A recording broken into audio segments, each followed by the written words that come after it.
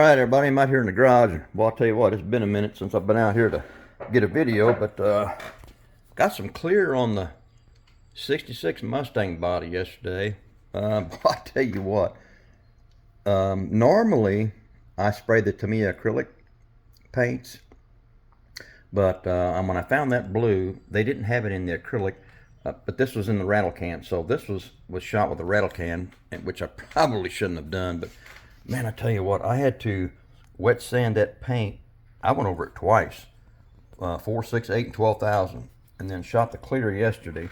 And I'm gonna wet sand that and then polish it and see how she turns out. But boy, I tell you what, I'm having a tough time here, fellas. I got everything pretty much done. Here's the interior tub. That's what I ended up doing with the back of it. You can see right there. I'm gonna use my fat finger, guys. I don't know where my pointer's at, but that's what I ended up doing with the back of that. So that'll end up boxing it back off like that with the seats down in there, and I think that's going to look okay. Here's some of the other parts. I still need to re-chrome that grill. I stripped it down. Need to re-chrome it. But I'm going to tell you what, I'll be glad when this Mustang is off the bench. This has been a this kit. I started this kit last year sometime. Don't even know when it was. Maybe about the middle of the year, and then I didn't care for what I was seeing and lost interest in it. Put it at the back of the bench, and then I drug it out to try and finish it up, and I'm struggling. I'm gonna have to drag this one across the finish line, fellas. All right, let's move on here. Y'all know I've been posting a little bit about this sucker here.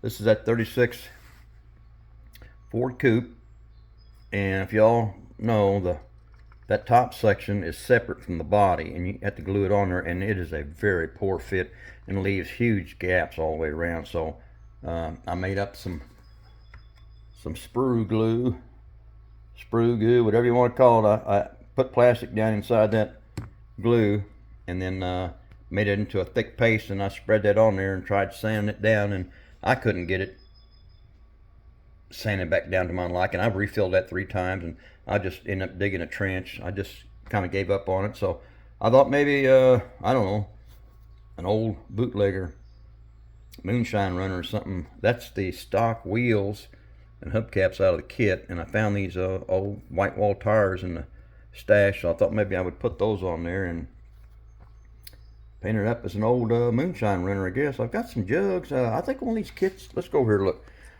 Yeah, that 39, where's it at? That 39, there it is. That 39, that's got some barrels. Wish I had some of those moonshine jugs with the X's on, 3 X's on it. I put those in that back seat, but maybe one of those barrels I can do up. Let's go back over here and put that in the back seat there. It might make that look pretty cool. But then I pulled out the stock engine, that old 4-banger. Gonna go with the 3 carb setup on it. Since this is gonna be a moonshine runner, it needs that power, so that's kind of what I'll be going with on that. Now guys, this is not something that's coming up next or anything.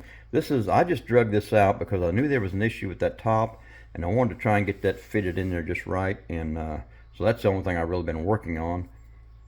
So this is not something that's coming up next. So don't be looking for any much on that one there. But I got my wheels and tires in. You guys know I've been posting some videos about the 1954 pickup truck that I bought, and then I bought that body kit from Texas 3D Customs, which was a pretty cool looking kit. And then I went back and I bought these wheels and tires. Let me show you, see if I can show you underneath my magnifying glass here, guys. Don't know if it's going to work or not. Man, those are some killer looking tires. They just the lettering and stuff on them look cool. All right, I don't know if you guys could have seen that, but these tires, these are just really nice. Tires and wheels. And let me show you here. I'm going to get you dizzy again here, fellas. We're going to go over here at the computer. This is that body kit, and this is the wheels and tires I just showed you. I just thought they looked pretty cool on there. And they had this labeled as a Pikes Peak runner. And I thought it looked pretty cool and kind of similar to the old 49 Ford pickup, Old Smoky, that was running Pikes Peak. And I think that one kind of crashed last year. I think before July it kind of had a mishap up there, and it's no longer running. It's pretty much trashed. I think the old fellow's gonna end up redoing that truck and make it into a street rod or something, but it won't be for Pikes Peak anymore. But I may be doing an updated version of Old Smoky. Look like that right there. But that, anyway, guys, that's the wheels and tires that I bought. I just thought they looked pretty cool, so I went ahead and bought them. And guys, I forgot to show you on this one here. When I do get around to it, I may paint that a flat black or a matte black or something, and then try and use some of this eyeshadow that I got from the Dollar Tree a long time ago, and kind of use some of that to help out the old school look on that black. Maybe that might work. I don't know.